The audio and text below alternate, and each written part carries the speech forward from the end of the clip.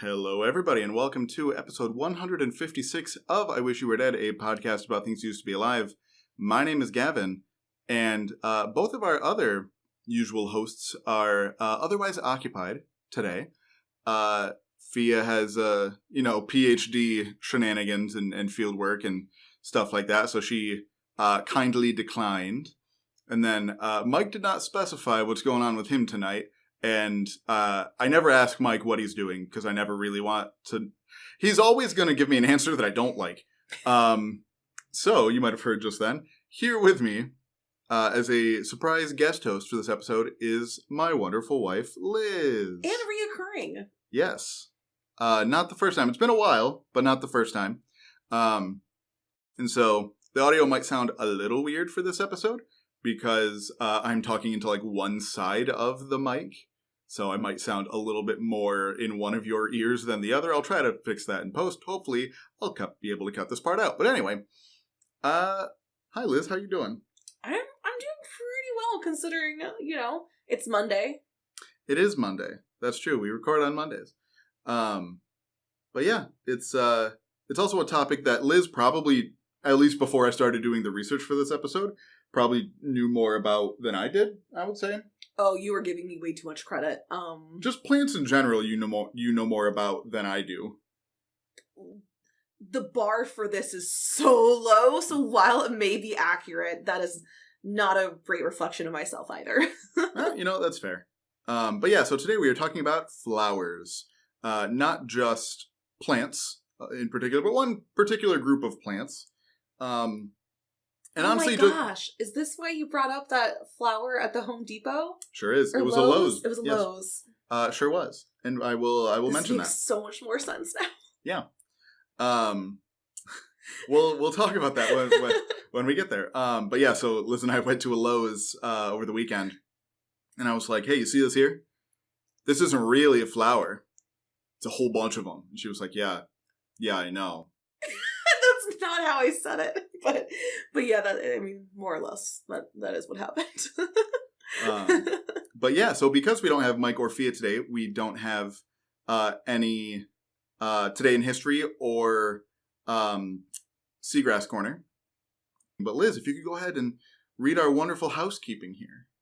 Don't forget to rate the show on whatever platform you listen to us on or that you listen to them on, and follow them on Twitter, Facebook, and YouTube, and give them feedback on the show. Any future topics you'd like to hear, give a recommendation, and if you'd like to be a guest on the show, be sure to fill out a guest form, and that can be found down in the show notes. What's next, Gavin? Next episode, we're talking about a cool little group of critters, little creepy crawlies called isopods. I love isopods. Isopods are real cool. This isn't the only group of them, but like potato bugs or roly-polies or pill bugs, those are a type of isopods. And they do a lot of really cool things in the environment. They live kind of all over the world in all sorts of different environments, so we'll be talking about them next week, or 2 weeks. But we will, I'm going to record the administration science news at a later time and edit it in here, so there's a timestamp down below in the show notes to skip ahead if you don't want to listen to that. All right, on to our episode-ly doomerism segment. So, covering things that the Trump administration did or just is up to regarding science. So there's a couple of things I wanted to talk about, especially since it's just basically me monologuing since Mike and Fia aren't here. And I'm recording this separately from the rest of the episode with Liz. So, 2 things. First, some stuff going on with the EPA. So, the Environmental Protection Agency, the administrator of which is Lee Zeldin. He's a former New York congressman from sort of the eastern half of Long Island, and also ran for governor of New York in 2022 and lost. He's basically gone all in on big oil and also AI and crypto. Basically, he said that rather than the Environmental Protection Agency doing environmental protection, he views the agency's job as being committed to making the U.S. an AI powerhouse by, quote, unleashing American energy. Basically, he wants to, open up, public lands for more fossil fuel extraction is really what it boils down to. And unleashing American energy has been sort of a, buzzword on the American right for a long time.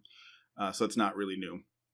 But they've already cut regulations at the EPA on mostly industry's ability to dump toxic waste into the environment, including chemicals and heavy metals like arsenic and mercury, which are, very cool, very chill heavy metals that you want, just laying around in the environment. Health and Human Services Secretary Robert F. Kennedy Jr. has had a lot to say historically about mercury in vaccines, which was a form of mercury that wasn't bioavailable, so it wasn't really absorbed into the body, and which hasn't been in vaccines for over 20 years. But between you and me, I'm not going to hold my breath for RFK Jr. to say anything about the EPA cutting these regulations for mercury release into the environment, though. So, long story short, EPA has basically given up on any kind of responsibility it might have on regulating greenhouse gas emissions. So that's very cool, very chill. Our children will see it very much the opposite of that. And that is basically entirely up to the states now. All right, and the other thing I wanted to just sort of briefly talk about is the National Park Service. So we've talked about the Park Service a bit regarding some of all the layoffs and cuts and stuff that Doge is doing all across the government. But, I know people personally who used to work, no longer work, in the National Park Service. So this is just something that's been very front of mind for me, but we're not talking about those sort of layoffs. But yeah, so on top of those cuts that are going to make the parks way worse to visit this summer, just like cleanliness-wise and like enforcing laws about stealing rocks and fossils and things from national parks, and even just like telling people, hey, you're standing on like a really important thing, like please be careful where you walk, that's going to be worse, this summer especially. But the main thing I want to talk about here is, especially since the last episode aired, while the national parks themselves are sort of what most people think of when they think of the National Park Service, there's only 63 national parks, but the National Park Service covers 433 total areas, which include things like national monuments like Mount Rushmore, Devil's Tower, and the Washington Monument, national historical parks, including stuff like Abraham Lincoln's birthplace, and also many, many national historic sites that revolve around, among many other things, women's rights, LGBTQ+ rights, Black history, Native American history, and Hispanic history. Lately, though, the administration has been making a lot of changes to the history of these places, including, for example, removing the T in LGBT on the website of the Stonewall National Monument, which commemorated basically the start of the modern gay rights movement. There was a very famous uprising there about the treatment by police of the queer community in New York City. And that all happened in 1969, and President Obama made this a national monument when he was president. And the reason why removing the T, standing for trans people, from the LGBT is because trans women were some of the most prominent figures of the Stonewall uprisings and riots and things. So without trans people, Stonewall probably wouldn't have been made a national monument in the first place, and would have just been, another time that the police mistreated gay people in the 60s. So they're basically just erasing this entire part of its history. And this is all happening. This is happening in various different ways across the Park Service, from an executive order that was issued by President Trump, the Department of the Interior, which is sort of where the National Park Service falls within. The executive order said that it had to remove, quote, descriptions, depictions, and other content that inappropriately disparage Americans, past or living, including persons living in colonial times, and instead focus on the greatness of the achievements and progress of the American people, or, with respects to natural features, the beauty, abundance, and grandeur of the American landscape, unquote. So basically, anything that makes the U.S. take a critical look at our past mistakes is just gone. It's really... See, everyone is accused of a lot of hypocrisy these days, but it's very crazy to me that just a few years ago, the same people who were worried about removing statues that glorify certain people, such as Confederate soldiers, were foaming at the mouth about erasing history. And now they're cheering on the erasure of history from places where history is supposed to be taught.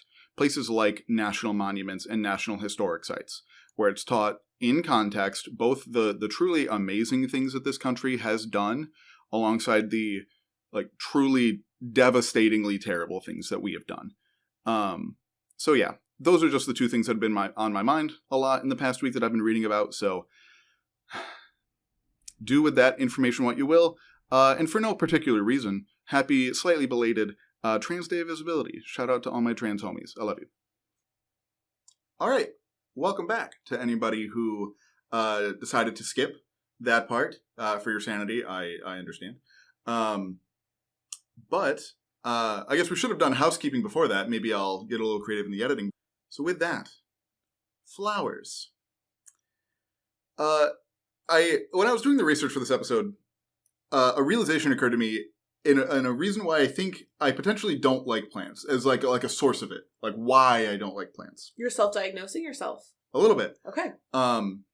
So longtime listeners of the show will know I went to a community college before I went to my 4-year school and then on to my master's.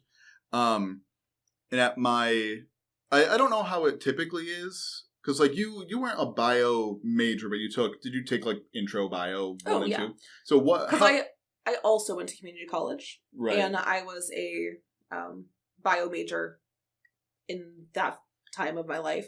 And when I transferred to university, I became an animal scientist. Yeah. So how was Gen Bio, just like freshman year, Bio 1 and 2, how are those sort of organized at each of those places? So it was broken up into 3 different sections, the most basic level being Intro to Bio, and then Cell Bio was next. So what was in Intro to Bio? Oh, that was all just about, the, cell life cycle and, gosh, I can't even remember. But I'm talking about, the majors track. Oh, to be, a bio major? Yeah. So they would also have, botany as well as, oh gosh. Zoology? Yeah, zoology. Which is ironic that I did not have to take zoology for an animal science major. Yeah, so it was split up into botany and zoology at your 4-year school. No, in junior college. Okay, so what was it at your 4-year school? I would have no clue what it would be for bio majors. Okay. For animal science, it was broken up strictly into, anatomy, different ruminants, non-ruminants. Right, but I'm talking about freshman year, what a freshman would take. I don't know. I didn't go in as a freshman. I'm sorry. Okay. I mean, I didn't at my 4-year school either. But I have no idea what their track was like. Gotcha. Yeah. So at my community college, it was split up into, your first. I don't remember which semester was which, but there was one semester of organismal biology, and then a semester of cellular and molecular biology. Okay. So that's what I took for my Gen Bio 101 or 131 and 132 is what it was. Yeah. But my 4-year school, they split it up into zoology and botany, which I did not take because I transferred those in for my community college. So I never took a botany class. So that's why I'm I have basically I took cell bio. That was its own class. That was what you would take spring semester, or I guess fall semester, sophomore year if you came into my 4-year school as a bio major. And yeah, you touch on the difference between animal and plant cells a bit, but it was that's just in the cellular level, nothing else about them, the rest of the organism. So I'm I never had a class about plants, really. It was just kind of the rest through my ecology classes or stuff like that. Right. And the only, class that I really studied plants in was my animal nutrition class because most animals eat plants. Yeah. But yeah, so that was something that just kind of occurred to me is that that's unusual, I think, for most people with a biology degree is that you never took a class about plants. I would agree with that. So yeah, that was just something that occurred to me. Anyway, flowers. Flowers are a pretty ubiquitous sort of symbol in human society. We give flowers to each other for an enormous variety of reasons. Like when people get married, spouses give them to each other for anniversaries or Valentine's Day. flowers, I don't know, maybe this was just a my school thing, like high school. Flowers were sold each year by like one of the grades to raise money for their senior trip. And they were sold on Valentine's Day. And when you bought them, you like told the person, like you would buy them like as you're coming into school, or I think you had time the first couple and they would like periods. deliver it to that person. Yeah. We had something like that. But can we go back to people give each other flowers if they're married, or spouses give them to each other? Mm-hmm. Do you know that firsthand? I feel attacked here. Have you given your spouse flowers? Have you ever bought your lovely wife I definitely have. Can you prove it? I mean, no. We'll talk about it. Flowers famously do not last very long. I just like to throw a little shade where I can. No, I have bought Liz flowers. Ladies and gentlemen, I do not have the receipts for that, and I don't think he has. Right. But we're looking at two people that have really bad memories right now. Anyway, we also give flowers to people when something's wrong. Maybe that's why we don't do that, because we're chilling. Yep. When someone's sick in the hospital, we give them flowers. When someone loses a loved one, we give them flowers. We also plant flowers on the graves of people. So almost universally, flowers are sort of a sign of like life and love and growth. But why is that? Well, from a science perspective, it's because flowers are basically the reproductive structures of many plants. So the symbology sort of them representing like love and growth, that just kind of makes sense. And so with that, Liz, what is a flower? Oh, no. I would like to preface this with... This is what you signed up for. Yeah. No, I did offer to be the guest today, but it was definitely like a last-minute decision. So it's not like this has been planned for 2 weeks or even a day. We're talking before dinner. Before we cooked and ate dinner, I was like, oh, I'll do it if you want. And then he had to think about it, ladies and gentlemen. He said, my people will reach out to your people. So a flower, when I envision a flower, I'm going to pull a mic and just say, I'm just going to be Mike right now. That's my defense. Absolutely. I like to think about, often it's either, something with petals, 5 petals to 6 petals, and very symmetrical typically. And just some place where some little pollinator can come in there and get the goods and share it around. Yeah. Okay. All right. So flowers have just the most broad definition you could possibly ask for, which is basically just the reproductive structure of a plant belonging to the plant division Angiospermae. Divisions are more or less equivalent to phylum in animals. So like a gigantic group of plants. So this would be on the same, we've talked a whole bunch about how even though things are the same rank, they're not necessarily comparable. But this is on the same sort of level as the phylum Chordata, which contains all the vertebrates, as well as a couple of weird things that we're kind of related to that don't look anything similar to vertebrates. But anyway, so this is like high-level plant stuff, a lot of plants. So angiosperms, the more common name flowering plants, they're the group that we've probably talked about the most on the podcast. There's over 300,000 named species. They're by far the most diverse group of plants around today. Picture a plant. Almost certainly, unless you're thinking of a plant that's a pine tree, a moss, or a fern, it's a flowering plant. What about a palm tree? Yes. Okay. Although technically they're not trees. Well, I was strictly looking at this LaCroix, which is mojito flavored, and there was like a picture of a palm tree, and that's what came to my mind. Gotcha. But yes, palms are flowering plants. All right, thank you. That's the only time they're going to be brought up in this episode. So obviously, with over 300,000 species, there is so much diversity in angiosperms, and with that, the structure of their flowers. We're going to be doing real broad strokes here, folks. So there's going to be a lot of generalizations. If I don't talk about your favorite type of weird flower or something, let us know in the YouTube comments. Ooh, I'm so excited to know which ones that you're going to list, because I have ones that come to my brain. See, I only came up with like a couple like generic ones that most people are familiar with to sort of help visualize, and then some weirdos that I thought were I can't cool. wait. Okay, so first, let's sort of set the groundwork with a type of flower that most people can visualize pretty well. And that would be a rose. I feel like most people are at least passingly familiar with roses.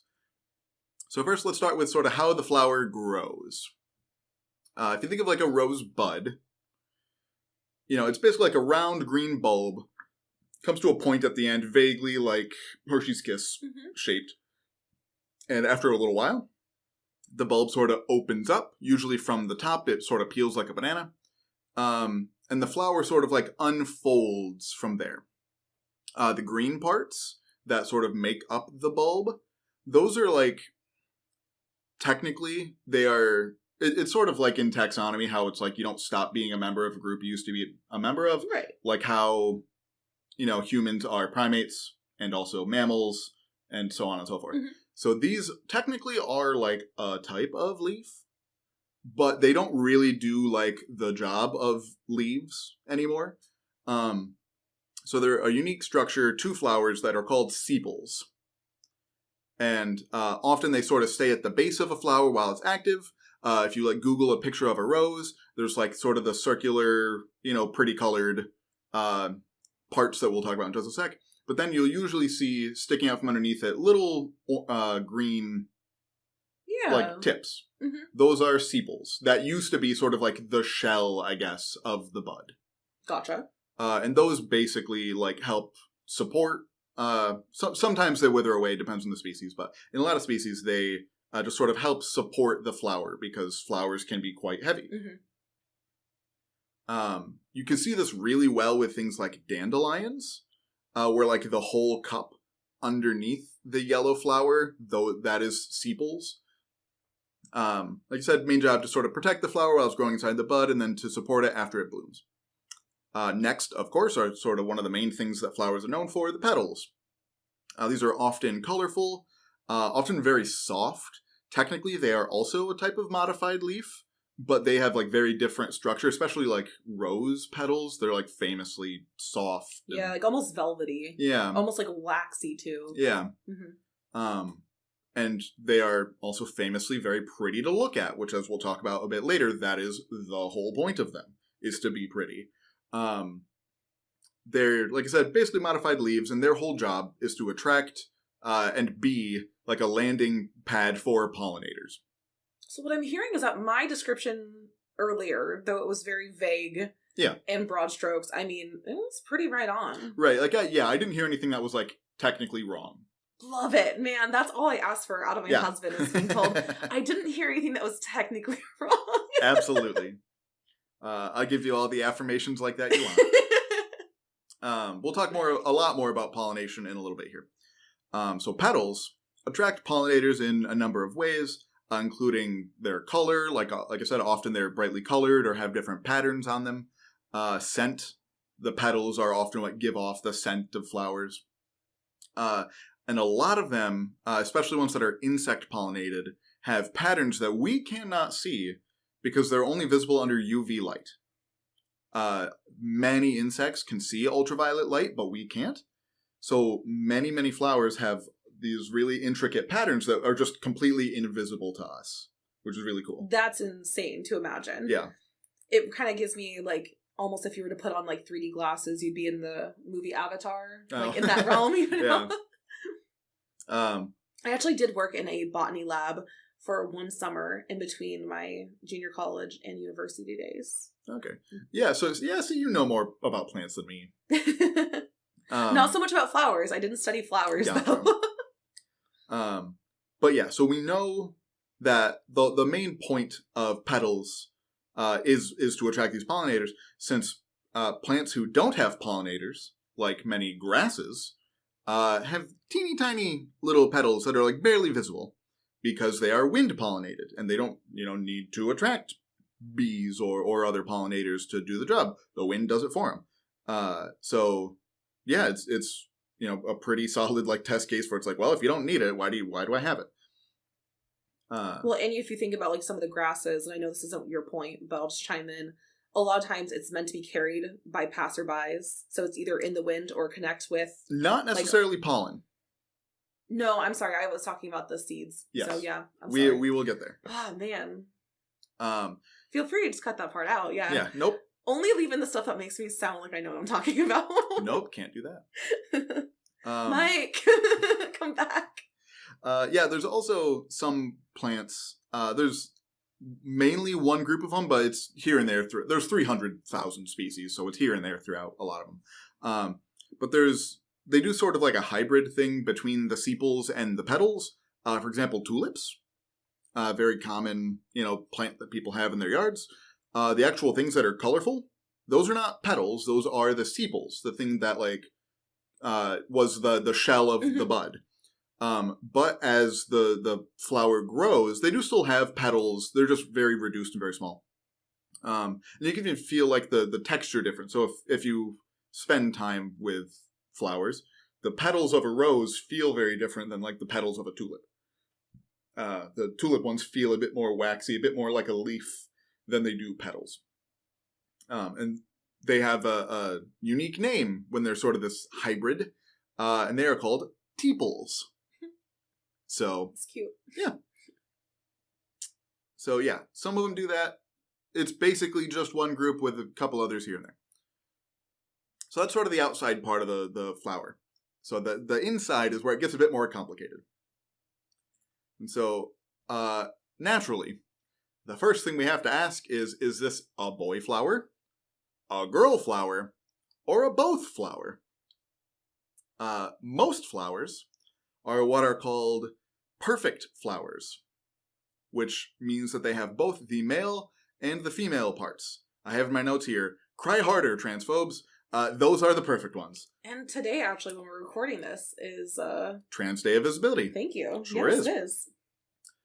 And so perfect flowers can self-pollinate much easier, obviously, though generally speaking, it is preferable to not self-fertilize, just for genetic diversity reasons. But for example, as we'll talk about, like grasses, like 99% of grass pollination is self-pollination.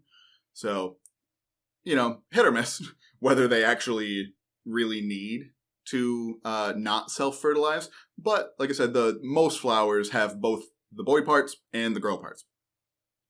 Some species, like I said, do separate the male and female flowers.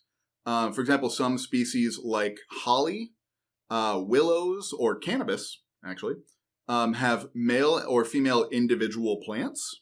So the whole plant will only make male or female flowers. So you can look at a holly bush or a cannabis plant and be like, that's a girl plant, that's a boy plant. And then some, have the genetics of both, but they'll just make, on this part of the plant, I'll make a boy flower. On this other part of the plant, I'll make a girl flower. I immediately think about pumpkins and trying to grow pumpkins in our backyard. Yep. Yeah. Many gourds, like pumpkin, squash, watermelon is in that collection too. They do that. Corn also does this. The male flower is at like the very, very top of the stalk, whereas the things that end up becoming the ears of corn, those are the female flowers. And that will make sense in a little bit. Also, as we've talked about a little bit, corn is a type of grass. So they are less wind pollinated than a lot of other grasses like wheat, but still mainly wind pollinated. But, it makes sense that they're not, the male and female flowers are separated if they don't want to self-fertilize. All right, so first let's talk about the boy parts. So together, all the boy parts form a structure called the androecium. The plant terminology is, maybe it's just like they use more Greek than animal terminology does, and less Latin. I don't really know the source. One of them uses more language than the other, but a lot of the plant terminology, I'm like, these are just like roots that I'm not familiar with. Anyway. Roots. So the main part of the male anatomy of flowers are called stamens. These are like the little stem-like things sort of in the middle that stick out of the center of the flower. At the top, they have a really sort of broad area called an anther that's covered in pollen. Pollen, more or less, is the plant equivalent of sperm in animals. So when your car is covered in pollen, like mine was this morning, that is just a bunch of plant sperm all over your car. Congrats. So yeah, that is sort of the structure, the male structure of plants, is that there's a stalk. At the end of it, there is, a broad area. In a lot of plants, it is almost like hot dog shaped. Don't laugh. Don't be Mike. I'm a child. Don't be Mike. Mike, come back. I need you to laugh with me. And this structure is covered in pollen. It often looks kind of fuzzy because of that. And that they often have about 5 per sort of group of androecium. Or androecia, I think would be the plural. Anyway. And Androecii. I'm kidding. I'm just not contributing. And honestly, that's more or less all there is to the boy parts of a flower. It's always so simple. Honestly, the female parts are not that much more complicated. We'll talk about it. Yeah, it's just a handful of stalks in the middle that make pollen on the end. And that end is sort of like a broader surface to make it easier for pollinators to get at. Just more surface area for them to interact with. Makes sense. Yeah. But like I said, it's plants we're talking about. The stamen of all the parts of a flower are sort of the most variable from species to species. They can vary widely in shape. So for example, roses are actually not a good example to use for the male anatomy of flowers. Because if you think of a tulip compared to a rose. A tulip is basically just a cup, right? But the rose has like so many more petals and lots of different layers. The ones that are closest to like the middle, those are the male parts, but they are just broad and flattened to look a lot like petals. Yeah. And granted, we have selectively bred roses. I was going to say. Crazily. Tulips as well, but yes. Just very different directions. Yeah. And so either way, roses are not the best to talk about here because we've fiddled with them so much. But even wild type roses. But everyone knows what you're talking about. Right. So. Yeah, but even wild type roses, their anthers and their male parts look a lot like petals. Onto the lady parts. Often on a flower, you'll see like the handful of stamens, the boy parts. And then sticking sort of up above them a little bit is another stalk without that sort of broad, fuzzy, pollen-covered area. And that's the lady part, basically. At the top, there's an opening for pollen to go into, which is called the stigma. Yep. That leads down to a stalk called the style. It's usually a bit thicker than sort of the stalk on the stamens, the male parts. And then at the bottom, inside the flower usually, there is an ovary. The same word we use in animals. Which produces ovules, which are basically the plant equivalent of egg cells in animals. The whole structure together is called a pistil, Pistil, not OL, so not like the gun. And, well, quite a few plants, like if you just go to like the flower Wikipedia, you'll see like a very stereotypical, I think there's like 4 or 5 stamen surrounding like one pistil. Right. That is the case for some flowers. The majority of flowers have, it's called a compound pistil, where it can be made up of, like, a number of the female parts sort of fused together in a variety of different ways. They can be fused, like, where they have, like, the single stigma opening at the top, and then that branches into down. Different chambers. Into different tubes. Or you can have the opposite, where it is a single ovary at the bottom that has a bunch of different openings. So it has multiple styles and stigma coming off of it, and any variety in between. That is like the most common is some kind of fusion of a number of female parts into like a single one, but sometimes it is just like an individual one by itself. Sometimes there's multiple that are unfused, but that is pretty uncommon. So that's like the basic structure of the flower. There's the sepals that support it, the petals that attract the pollinators, the male parts that have the pollen, and the female parts that collect pollen. Obviously, things are a lot more complicated than that in reality. So let's look at a couple weirdo examples here. And I had these in the doc because Mike and Fia were going to look at them. We'll see. So first, we'll talk about the one that Liz and I saw in Lowe's. The calla lily. They're very pretty flowers that look like they have just like a single big petal just sort of wrapped around almost like a central stalk. And it does look like kind of fuzzy, so you could, be forgiven if you thought that was just like a weird stamen covered in pollen. But in reality, the big thing around it is not technically a petal. That is just a slightly wrong leaf. So it's not like the technical term is homologous. It is not homologous with leaves. That is like a secondarily evolved leaf that also became colored. Although they still have the texture very much like a leaf. It's not like as soft as petals usually. But that sort of stalk in the middle is just like thousands and thousands of little teeny tiny flowers. He was so excited to tell me this in the store. And I thought he was kind of pulling my leg because, I mean, I know it's not like common knowledge, but I thought it was like she really relatively common. She really expected me to know more about plants than I do. So, but another example of this that people might be a little more familiar with are sunflowers. So, general, similar structure where those petals on a sunflower are not actually petals. Those are a similar type of modified leaf. They're called bracts. B-R-A-C-T. And so if you ever looked at like a close-up picture of a sunflower, they have teeny tiny flowers in the middle. So that the big, darker colored area in the center of a sunflower, that is like hundreds of individual little flowers. Right. And so as someone like I grew up, me and my mom still to this day, we love like raising sunflowers and stuff in the backyard. But like as the sunflower seeds come in and like become ripe, if you will, I'm doing air quotes over here, those teeny flowers are like slowly dying and falling off. So yeah. Another very famous type of just weirdo flower is flowers in the genus or plants, I guess, in the genus Rafflesia, which if you are a Pokemon fan, you will know the Pokemon Vileplume. Gavin, do you identify as a Pokemon fan? I sure do. Okay.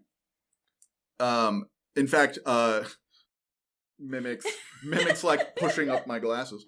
The Japanese name of Vileplume is Rafflesia.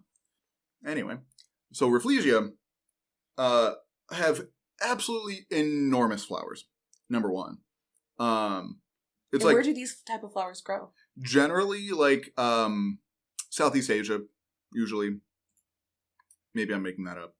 I will say it's one that I've never actually seen in person, so I'm truly just curious. Yeah, Indonesia, so places like Sumatra, that general part of the world. And so the like average Rafflesia flower is like, at 20 inches across, almost like 2 feet across. Some of like the bigger side of average are like 40 inches across, weighing like 20 pounds. Which is insane. Yeah, for a single flower. This is not a compound flower. This is like, actually these might be. I think they are sort of, they're weird other than just being large. But the largest one ever found, and this is like an actual confirmed case, not people talking about like 30-foot plus pythons, was over 4 feet across. Oh my god. I didn't find a weight for that, but if a 40-inch you could one... like lay a small, like a child in it. Yeah. Pretty much. I mean, well, 40 inches is almost 4 feet, but anyway. They're also famous, and it's also weird that their flowers grow this big because the plant itself is a parasite. And not even just like, there's different types of parasitism in plants where sometimes they just grow on the outside. No, this is an internal parasite that grows inside of other plants. But when they still need to make flowers like other plants do, and they just grow these absolutely enormous flowers. But they're also very famous because their sort of colloquial name are corpse flowers. They smell like rotting, decaying flesh because their pollinators are things like flies and other things that eat dead flesh. Now, okay, here's where you might need to correct me, or neither of us might know. But, so I thought corpse flower was, like, one specific, Probably. like, type of flower. It may still fall in this family. No. No? Okay, then I'm thinking about a whole different one. Yes, the one you're thinking of, I think it's called, like, the Titan Aurum or something, where it makes, like, a big... Yes. Yeah. So, no. They have it on that is display, different. At, like, the Smithsonian and stuff. Yeah. Like, it blooms, you know, Very very rarely. Yeah, like every, like, 10 years or something ridiculous like that. My university had one inside. That was, like, cool. Bucknell has one, too. But no, so similar strategy where it also smells terribly. But no, so these are blooming, like, constantly. So there's just certain parts of the world that just, like, reek of death all the time. But the reason is so cool. Yeah, so they're also colored kind of like a deep purple with some, like, pale splotches. Would you say fleshy? Very much fleshy. On purpose, because they want to look and smell like dead meat. Rotting meat. to attract their pollinators. Like I said, usually flies or sometimes, like, carrion beetles and stuff like that. Yeah, so it's just a really interesting plant all around. And then lastly, for these sort of weirdos, like I said, many flowering plants need pollinators to spread their pollen and reproduce. However, many that don't have flowers, you know, they look like nothing we've described. For example, like I said earlier, wheat. Wheat doesn't need pollinators. And so if you've ever seen, like, a stereotypical, like, cowboy, you know, with a piece of straw in their mouth and it's got this sort of, like, vaguely fuzzy bit at the end, that's the flower. Or if you've ever looked at, like, a field that hasn't been cut in a while and just, like, you know, there's maybe a couple inches that's just, like, thicker at the top.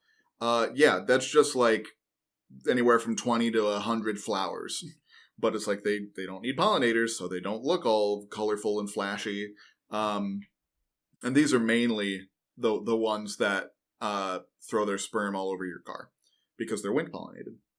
And so, that's the very basics of a flower from an animal biologist. And with that, let me get back into my comfort zone a little bit, and let's talk about animals. Pollination, basically, is just the act of getting pollen from point A to point B. From an anther to a stigma. You know, it could be from one plant to another. It could be the plant pollinating itself. So whether that's using an animal in between or lots of plants, not as many flowering plants, although as we talked about a little bit, I think it was last episode with talking about seagrass. Seagrasses don't really have pollinators. They have some. I did read it's like questioned whether some fish, like, whether it's on purpose or, like, intended is another question, but whether it happens is something that's potentially been observed. But for the most part, those are, like, water transported. Now, can you think of any, like, type of plants that are, like, pollinator driven that we use here in the U.S. that some people say are not vegan? Some plants.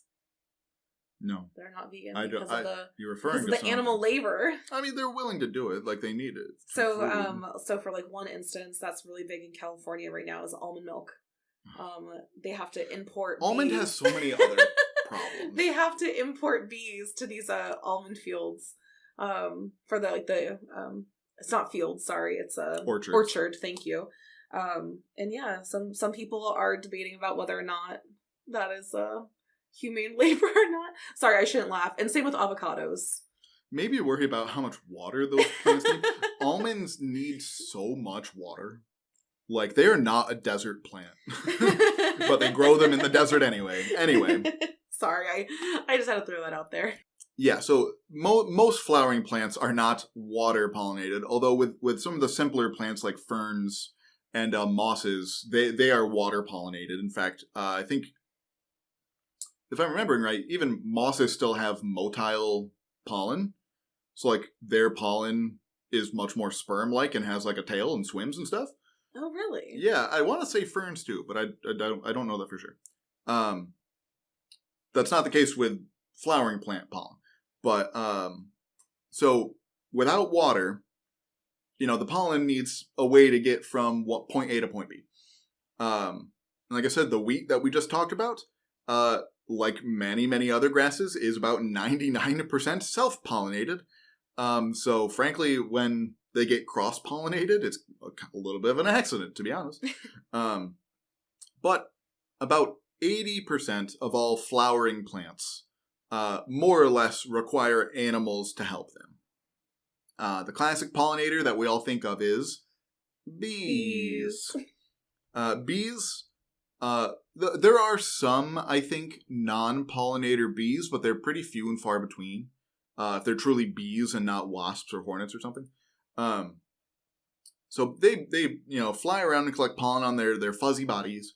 And if you think of like a hornet or something, they have little hairs, but they are not nearly as like fuzzy as a bee. Even like bumblebees are the one that I think people think of for like a fuzzy bee, but pretty much all bees have some kind of fuzz like that. I love picturing bats covered in pollen. We'll talk about it. Man. But yeah, so bees, go from flower to flower. They collect some pollen while dropping some off. And all the while they collect nectar, which is the real reason they're there.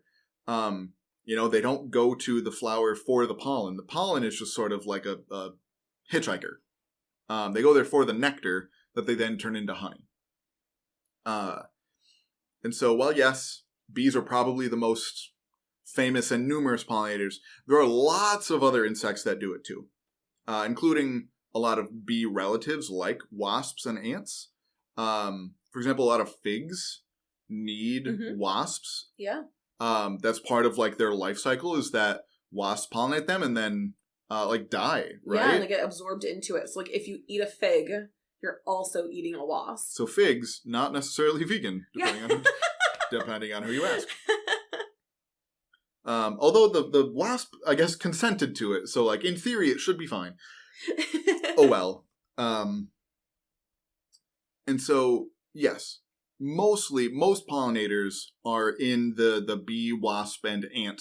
There's a number of ant pollinators as well. Most of them are in that group of insects called hymenopterans. But there are lots of others, including butterflies and moths, flies, beetles that do pollination as well.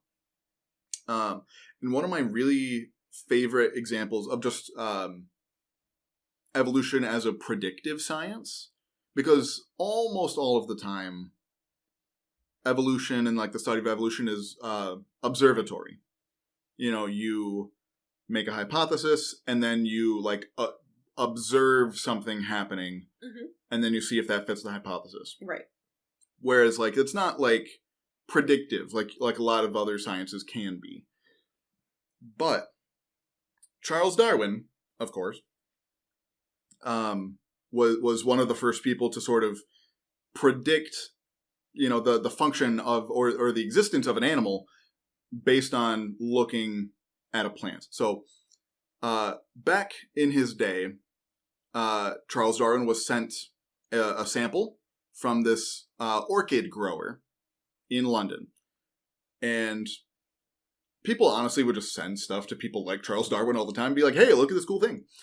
It's like, what is it, the modern day people that like influence and like they get sent free products? Yeah, pretty much. Honestly, yeah. And so Darwin was sent this orchid flower that is native to Madagascar. And the guy was like, hey, look at this cool flower. And this flower is like very long. It's very like tube-like. So like the flower itself is about 1 foot long. And it looks kind of like a trumpet.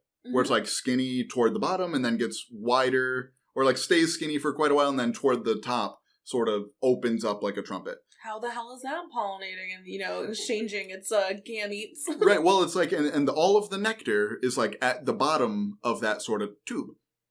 And so Darwin wrote letters constantly. We all text constantly, so it's probably the same. And we're very lucky that we still have a lot of his letters. But he was just writing to some guy, not the orchid guy, just some other guy was like, I bet there's probably like a moth or something down there that has like a 10 or 11 inch proboscis that drinks this nectar. And Now, what the hell is a proboscis? Yeah, so that is how moths and butterflies drink. It's like basically a long straw that they keep like curled up underneath their head when they're not using it.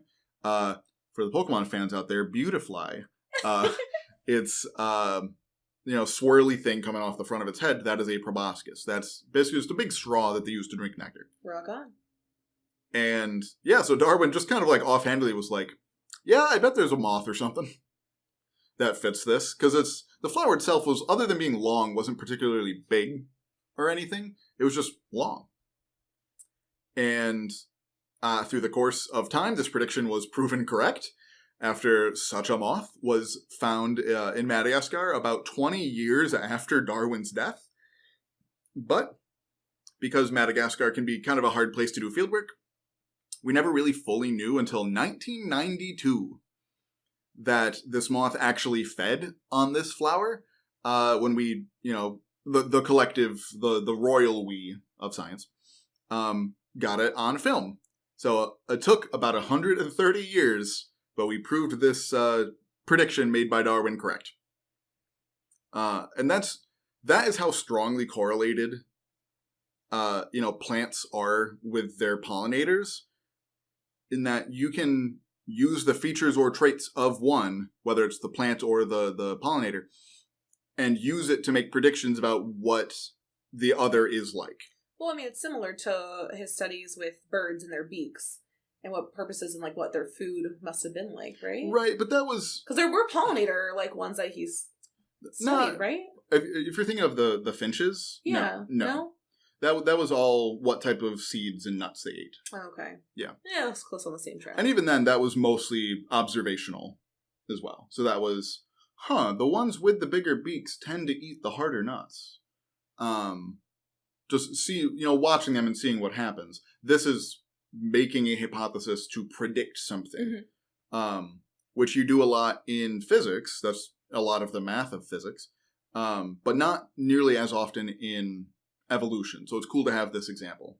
And so some insect-pollinated plants have special structures like being very long or other things to basically try to make sure that their pollinator is the one that takes their nectar. Some are, first come, first serve, whatever. Whoever pollinates me, that's fine. Others are a little more choosy. So for example, some insect-pollinated plants have special structures that sort of trap their pollinator to increase effectiveness or to ensure like their specific one is the one getting the pollen. For example, many orchids will give off a smell that is almost identical to the pheromones of females of their pollinator species. That's insane. I've never heard of that. Yeah, so they will trick the males by smelling like like lady flies, and some of them, that's all they do. Other ones, once they detect that a fly is in there, they will sort of close and trap him in there for a little while, make sure that he explores around and gets covered in pollen, and then they'll let him go. Others will do that, close, and then they have like a secret tunnel. Secret tunnel. Thank you.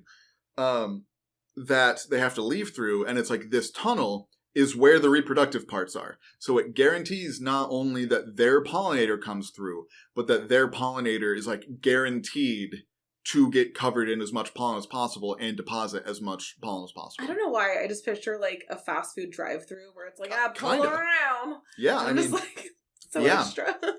Others do the similar secret tunnel thing, but instead they have sort of the scent. They have like just like a really slippery petals.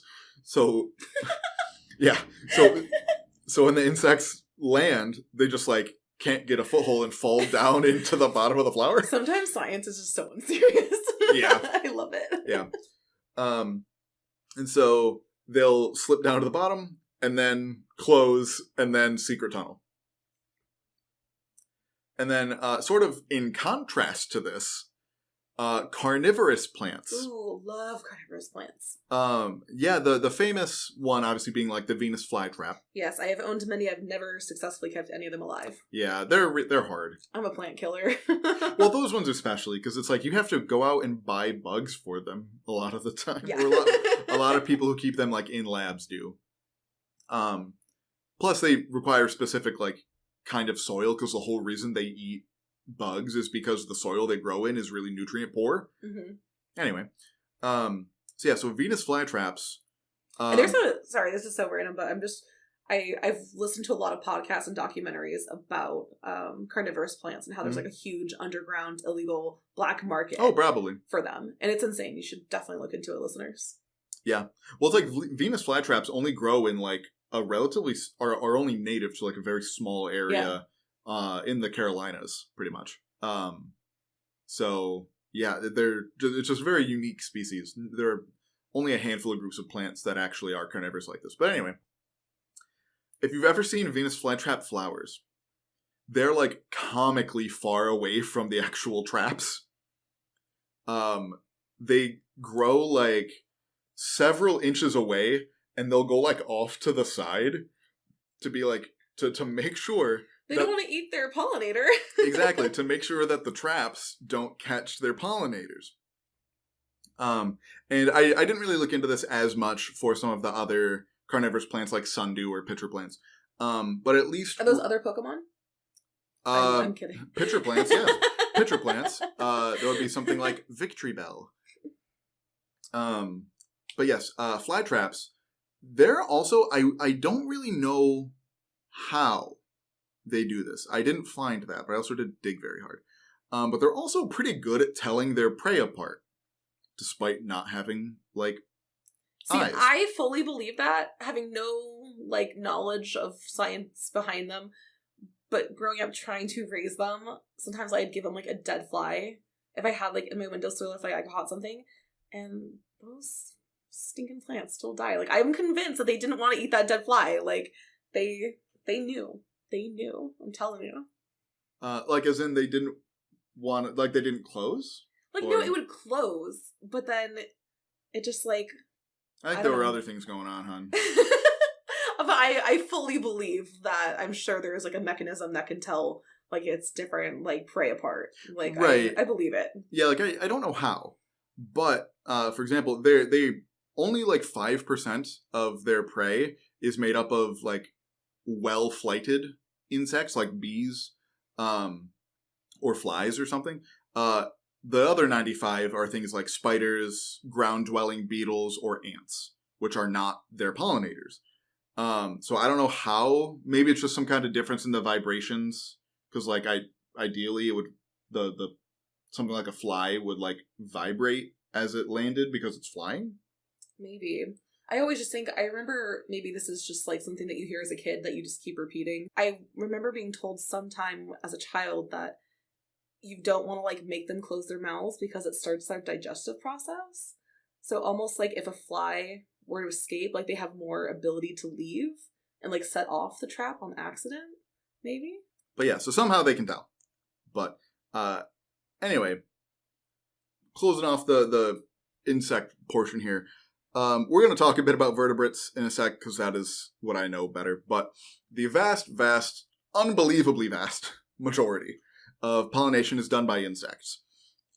Somewhere between 1% and 0.5% is done by vertebrates. Mostly birds and bats. Also some other small mammals, potentially lizards.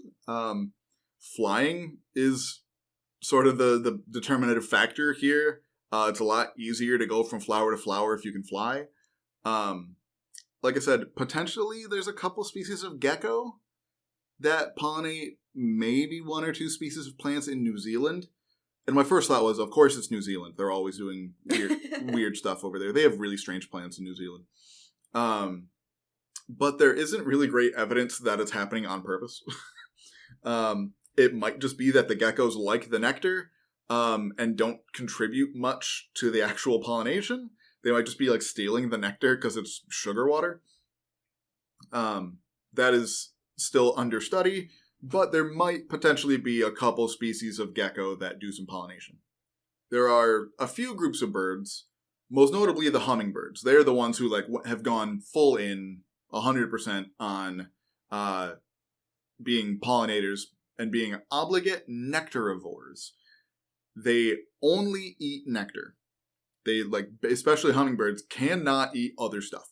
If you live here in the Americas, because hummingbirds are not native to the old world, just the Americas, you probably see people putting out hummingbird feeders in the summer, or maybe even starting around this time of year, that basically contain, like, slightly more nutritious sugar water. That's basically all hummingbird feed is. But the feeders almost always have, like, fake flowers on them where the feed comes out. And this lifestyle of being so, like, dependent on nectar is pretty much why hummingbirds can do, like, the fancy flying that they can do. There are really very few types of birds that can just hover like a helicopter. But hummingbirds are one of them, so that they can go from flower to flower without needing to land and take off each time, because that takes energy. The most energy costly point of a plane taking off or of a plane flying is during takeoff. And they're such cute animals. They're beautiful. Oh, I love them. They are so mean. They're very mean. But yeah, so they basically just, like, we're like, hey, insects, you've been doing this flying thing really good for a long time. And they fly quite similarly to how insects fly, just like in patterns and behavior. Obviously, structurally, it's a lot different. But there are other types of nectar eating and pollinating birds. If hummingbirds were people, they would definitely be on cocaine. There are other types of pollinating birds, like sunbirds is a popular group, sugar birds, honey eaters. They also make a living from nectar. And it's interesting. So bird-pollinated flowers rarely have a strong scent, because birds generally do not have a good sense of smell. Makes sense. Yeah, so if there's a really brightly colored flower that has almost no smell, that might be a bird-pollinated flower. On sort of the reverse, bat-pollinated flowers are mostly colorless, or pretty dull in color, but have a very strong smell. Since bats are mostly active at night, and the color would not be very helpful to them, even though they do actually have pretty decent vision, all things considered. But if it's dark out, they don't really need to have, like, a bright red flower or flowers that are really intricately patterned or something. They just need to smell. And similar to, like, anything with biodiversity, most, like, bat-pollinated plants and most of the pollinating bats are in the tropics. Yep. For the rest of mammals, there's only a handful that sort of meaningfully contribute to pollination, but most of them are fairly small. And there's also a lot that might be like those lizards where a lot steal nectar but don't contribute meaningfully. To reproduction. Yeah, where it's like, tasty sugar water, but then, they just go to, like, a single plant and then be like, I'm full, and then don't actually do the pollination part. But the ones that do, there are things like rodents mostly, but also some lemurs, which is pretty cool. There's also some shrews and some marsupials like possums. There's a sugar possum, I think is the name of it, in Australia. Not opossums. Yeah, unfortunately not. Those are different. Possums. And these flowers, obviously, since, there are some very small mammals. Mammals just in general are heavier than birds. So mammal-pollinated flowers tend to be a bit bigger, a bit sturdier. Although some of the bats can hover. Similar to hummingbirds, they're not quite as good at it. But there are some that can. Bats are amazing. Bats are one of my favorite animals. Bats are super cool. Opossums are also one of my favorite animals. Yes, but this isn't about them. I know. Okay, so that's we talked about the flower. We talked about how the pollen gets from one part to another. What happens after pollination? So we have a fertilized ovule in the ovary now after pollination. And first, a seed forms. This isn't a seeds episode. That will happen probably in another 156 episodes. And seeds are relatively complicated. But basically, they have all the same general parts that you'd think of in, like, a fertilized chicken egg, for example. There's the embryo itself. There's an energy storage area called the cotyledon, which is sort of similar to a yolk.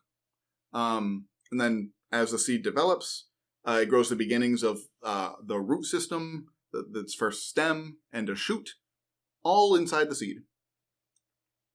That's all we're talking about for seed structure here. Anyway, but while all that's happening, while the seed is forming those different parts, the embryo is still like inside the ovary of the flower. So it's a little different. The ovary functions sort of both as like the animal ovary and uterus sort of together. The rest of the flower withers and dies while this is happening. The ovary sort of encloses and becomes a fruit. So when you eat fruit, you are eating plant ovaries. And this is part of the semantics why for almost all of the things we consider vegetables, like tomatoes, cucumbers, squash, are actually fruits. Which, to be fair, I've never understood the premise of calling a tomato a vegetable, but we're not going to get into it. Right. It's because it's not sweet, is really I'll fight anyone. why. Whatever. But, yes. If it comes from the ovary of a plant, it is a fruit. Fun fact, cashews are fruit. Yeah. They're not a nut. And so, not all fruit look like what we would consider fruit, obviously, like apples or peaches. For example, the fruit of a maple tree are the little spinny guys that fly around when it's windy. I can't think of what those are called. Do you know? It begins with an S. Samaria? Something like that? Listener, chime in. Put it in the comments. Those are technically fruit. You can peel and eat the seed pods inside the spinning wing-like thing. Perfectly fine. The entire point of fruit, just as a concept, is seed dispersal. To get the seed away from the parent. To kick the child out of the house. Generally speaking, if a seed grows up too close to the parent, it probably won't have enough resources to survive and grow properly. Especially in species that are fairly long-lived, like a lot of trees. You know, if a maple seed tries to grow right next to the parent, they don't get enough sunlight. Right, it's probably going to get shaded out by the parent, or, you know, the parent already has like a well-developed root system, so it's going to take up all the nutrients in the water, and that you know, sapling is just not going to do very well. So, but if the wind blows it, in the case of the tree in our front yard, across the road and into the field on the other side of the road, it's going to do better. And plants accomplish this in a number of ways. For many stereotypical fruits, like apples or cherries and things, they grow this nutritious, sugary tissue around the seeds to purposefully get animals to eat them. The whole purpose of a fruit is to be eaten by animals. That's the whole point. And so, ideally, by the time the animal then poops out the seed, they're pretty far away from the parent plant. Others, like I said, like with maples or with dandelions, they evolved a way for wind to carry their seeds away. With maples, it's the spinny helicopter guys. With dandelions, it's the little white things that you blow and make a wish. Maybe that was just me as a kid. I don't know. Oh, yeah, absolutely. Okay. I don't know if that's like a North American thing. I don't know. Some use barbs or burrs to stick to the fur of animals, then get carried away that way, like we were talking about earlier. If you've ever had to pull like plant stuff out of your dog's fur or off your pant legs or something after hiking, that's a plant seed trying to get out of its parent's basement. Others, my favorite, like the tree species Hura crepitans, have fruits that build up gases on the inside and then explode when they are ripe. And when I mean explode, I mean it shoots the seeds out at over 150 miles an hour. That's insane. And up to 300 feet away from the parent. And it makes a very loud bang when it happens. So this species in particular is colloquially called the dynamite tree, because their fruits just explode. There are some other species that are like touch sensitive, and so I don't know why, but they will explode when something touches them. They're like, take me with you. Yeah. I'm your problem now. So there are a number of different plants that forcibly explode and or otherwise throw their seeds away from themselves. Let's talk about the evolution of flowers. this is going to be relatively short because, as you might be able to guess, since flowers are often in human society a symbol also of fragility, we don't have a lot of flowers in the fossil record. They tend to be real soft. We have some, but no real good, like, early ones. So we know at some point flowering plants evolved from within gymnosperms, which are things like conifers, at some point. However, which group of gymnosperms and when? We don't really know. The evidence is currently kind of leaning toward a group of plants called seed ferns that are no longer around. They're kind of what they sound like. They looked a lot like ferns, even though they weren't. Sure. And we know that it happened probably sometime around the start of the Cretaceous period or the end of the Jurassic period. So ballpark 145 million years ago. Like I said, not a lot of them, especially early. And that just makes it really hard to track sort of the course of their evolution over time. But from what I can tell, and from what we, the royal we of science, can tell, the whole point of a flower is to let animals help. Mm-hmm. To use, to have them be the pollinators. Because all conifers that we have today, and from what we can tell, all the ones that we have fossils of, are wind pollinated. So I guess it's not just grass pollen that's all over your car. It's also probably the pine tree in your yard as well. Mm-hmm. And that kind of makes sense. Up to this point in Earth's history, all plants were either mosses and ferns, which were pollinated by water, or conifers, which are wind pollinated. But animals had been on land for like 150 million years at this point. So I'm kind of surprised it took plants this long to be like, hey, why don't you help me? And I'll give you some stuff in return. And so this next part is purely hypothetical. There is no direct evidence of this, but this is something that has been proposed. Sure, tell me a story. Yeah. So the idea is that this all might have happened, at least the first time, on an island of some kind, or like an archipelago. Because on islands today, insect-pollinated plants are like very choosy about their pollinators. Because on an island, if you're wind-pollinated and the wind just blows the wrong direction, you're in the water. all your pollen, not just the plant, but like all the pollen is just out to sea. Yeah. And then that's useless to you. You spent valuable energy, mitochondria's powerhouse of the cell, making that pollen, and all of it just got blown out to sea, and you wasted all of that energy. But if you can get a major assist to make that energy more valuable with insects doing the pollination for you, this just seems like one of the most likely places that would have like an extreme amount of evolutionary selection pressure for this to happen. Yeah, that makes sense. Obviously, it could have happened anywhere, but this seems like a place with such a heavy pressure that this would highly encourage it. I feel like I could see like a Disney short, being told about this. Yeah, I buy it. I'm buying it. And for example, I think there's a species of fig that is like extra famous for its relationship with like a particular species of wasp found on some islands that is like very famous for this. And so wherever they come from, however it happened, flowering plants, show up fully in force by like the middle to late Cretaceous period, like 120 million years or so ago. By which point by the time we have like good fossils, they've already like clearly established relationships with insects at least. Do you know in any of these fossils, do they have like a pollinator fossilized with it? I'd imagine there has to be like some. No, but a lot of it comes from amber. Fair. Like fossilized insects in amber, mm-hmm. where it's like, well, you're clearly like a bee or an ant of some kind, and you are littered with pollen. Gotcha. So, and so most of like the Cretaceous amber is from around 100 million years ago. So I think 99. That's a lot of the Burmese amber. Right. Yeah. It's a little problematic. Probably slave labor happening over there with the amber mining. But anyway.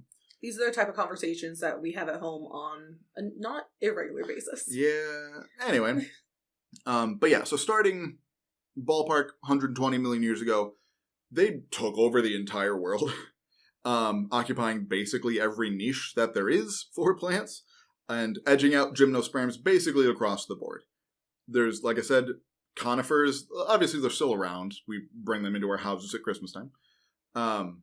But if you consider the just diversity of gymnosperms today to angiosperms, it's not even close. Well, I mean, you think about, I grew up in California, so I think about California topics often, and I always think about, like, the mustard seed that is so invasive and how that was brought over. It's like the yellow plants, like when it's like all beautiful in springtime and everything's green and there's like these hills of golden plants and grasses. It's a mustard seed. And that was like crazy invasive. So every time I go past, I'm like, oh, that's invasive. I'm really fun on road trips, guys. Or when we went to Yosemite and we got married, I wasn't allowed to bring any flowers. So I wasn't allowed to have a real bouquet because they want to preserve the natural state of the plants in Yosemite. And even just by bringing in a bouquet of flowers, you would be so surprised by what might drop that you don't even realize. Or there are some locations that, you have to like really check your boots if you're doing certain field work and things like that, because it's so easy just to transfer seeds when you don't even realize it.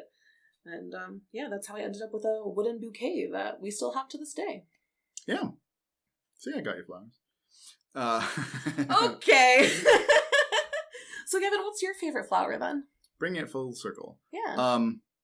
Honestly, I don't like flowers that much. Fair. So I really don't have one, if I'm being honest. Right. The party pooper has spoken. Yeah. I mean, if I had to pick one, I guess it would be Rafflesia, because it's just very fun. It's very cool. But yeah, so 120 million years or so ago, the world completely changed. We haven't had an episode specifically about angiosperms yet, but this is basically an angiosperms episode. And ever since then, husbands have just been screwed. Yep. And you would be shocked. We're a little over time, but whatever. The amount of times where I'm just doing the research for this episode, where I'm like, I would Google like fairly specific things, and I would get so many ads trying to sell me flowers. Targeted ads. Yeah. And I'm like, And he never took the hint, ladies and gentlemen. I'm kidding. I'll let it go eventually. I'm not trying to buy your flowers. I just want to look at their insides. I wish they were dead. A podcast about things that used to be alive. Absolutely. So thank you all for listening.